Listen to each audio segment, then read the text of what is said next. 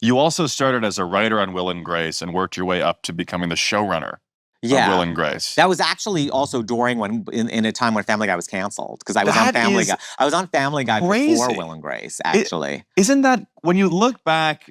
Because sometimes, like, especially for me, like at this moment, it's hard to appreciate what you're doing. Like, were you realizing that Will and Grace, Family Guy, that you were in something special, or did you not really quite realize it at the time? Because those are two of the most iconic shows in the past 50 years, Well, right? 50.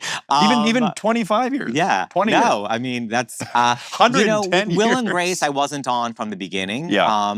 So I was aware of what it was when I joined the Yeah. show. And as a gay writer who'd never written on a show with a gay protagonist before, it was something that I thought, this might be, and it was a hit, it wasn't like it was like a top 10 show. I was Yep, like, yep. this is something I'll probably look back on and recognize that this was a special kind of period of time. Yeah. And I had. Yeah, yeah. I actually recently watched it for the first time. What was that like? Because I hadn't watched it. I hadn't seen a lot of the episodes from before I joined the show. And when you're on the show, you don't typically watch them because you're working on them the whole time, And it was really funny. I was like, oh my God, it's like, it really, I thought Did it trigger any memories of writing it or working on it? I was watching the stuff that I wasn't there for because you can just enjoy it more, you know what I mean? And then Family Guy, I'll typically watch it on an airplane. Like it's my airplane show. My airplane I show would is love Family to Guy. sit next to you in business class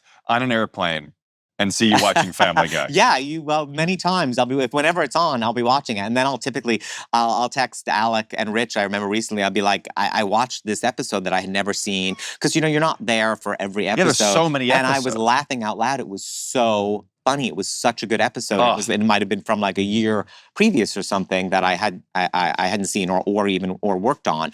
But, so it's so nice when you can be like objective. And I'll be like, oh, I really, can just enjoy it. Oh yeah. But that's typically when I'll watch it. And it's the ultimate comfort food show. Yeah, it is. The ultimate. And it's funny how the things I remember and don't remember, because it's so, there aren't many shows that last that long. It's ridiculous. So it's weird to have a relationship with it. Like I'll remember some jokes from 20 years ago that I'll be like, oh, I remember this moment. Yes. I remember being in the room.